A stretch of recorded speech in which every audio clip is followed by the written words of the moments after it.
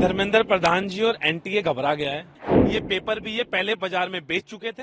अब इन्हें घबराहट के कारण इन्होंने पेपर पोस्टपोन करा। प्रधानमंत्री जी से मैं खास तौर पर गुहार लगाता हूं कि आपका डायरेक्ट कनेक्शन है सीएसआईआर से। आप सीएसआईआर की अध्यक्षता करते हैं, तो 24 तारीख के संसद खुलने से पहले अब एनटीए को बैन करें। और अब तो हम अल्टीमेटम देने जा रहे हैं। नेट जो है उसका एग्ज़ाम जो होना था वो पोस्टपोन कर दिया गया है। हालांकि इससे पहले आप लोगों का आज पूरे देश भर में प्रदर्शन भी था।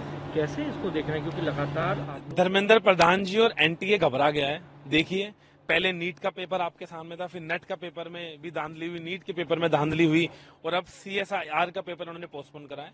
और पोस्टपोन का जो बहाना ले रहे हैं वो एक बहाना है।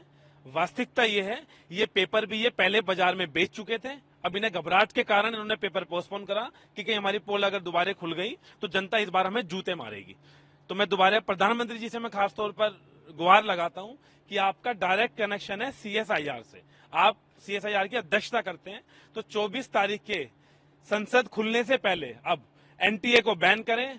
और कहीं ना कहीं मैं मानता हूं कि एचआरडी मिनिस्ट्री की भी ये नाकामी है कि जो एनटीए से वो पेपर करवा रही थी और इतने दिन तक, अभी तक 12-13 दिन से वो शांत बैठी है। और कल की प्रेस कॉन्फ्रेंस में भी धर्मेंद्र प्रधान जी ने गुमराह करने की बात करी और बेवकूफ बनाने की बात करी।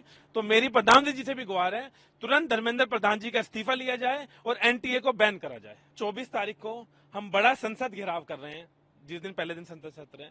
इस संसद घेराव में हम नीट के छात्रों की मांग उठाएंगे, साथ में जो नेट के छात्रों के साथ धोखा हुआ उनकी मांग उठाएंगे, अब सीएसआईआर के छात्रों की भी मांग उठाएंगे।